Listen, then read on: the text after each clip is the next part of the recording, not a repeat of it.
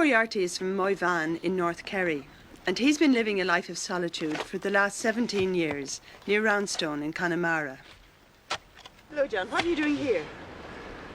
Digging. I did a clearing here. You know, there was a lot of bamboos here, and they died about 5 years ago. So I just cleared them and had to cut them down, and I wanted them there, you see. You haven't always been gardening, though, have you? No.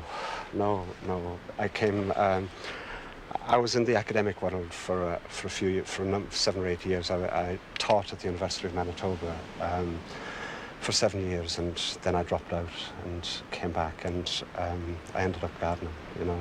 Why did you opt out? Well, do you know, when you opt out, at the time you opt out, you know, you give yourself reasons, and then having come, you know, your reasons kind of change. But do you know something, John?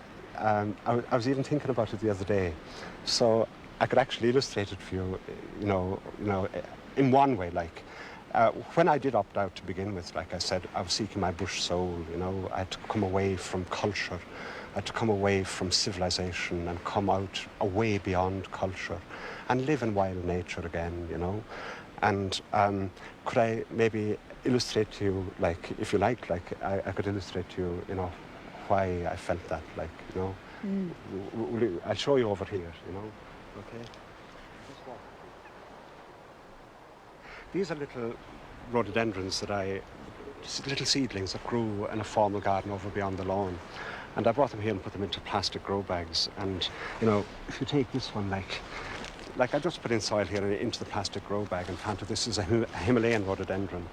And in about a year's time, like, that will have sent roots right throughout the soil in here.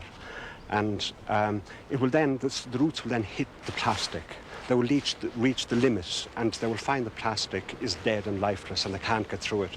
So they will turn round and round and round and round, and they will go back, get introvert back into the old exhausted, astringent, sour soil, and a soil that they've already exhausted, in a sense. Now, when that happens, we talk about the plant being pot-bound, in this case, bag-bound, you know. And the thing to do then is lift the plant straight out and plant it into wild ground again.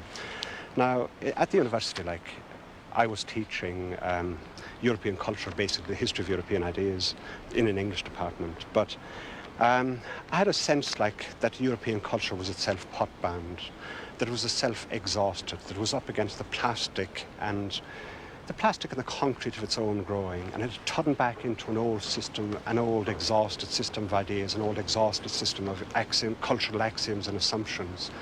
So just as I would take this plant out when it gets pot-bound and plant it in wild ground, so I want to take myself out of a culture that I thought was pot-bound, as a teacher of that, take myself out and maybe plant myself also in wild ground, in wild nature here in Connemara, you know.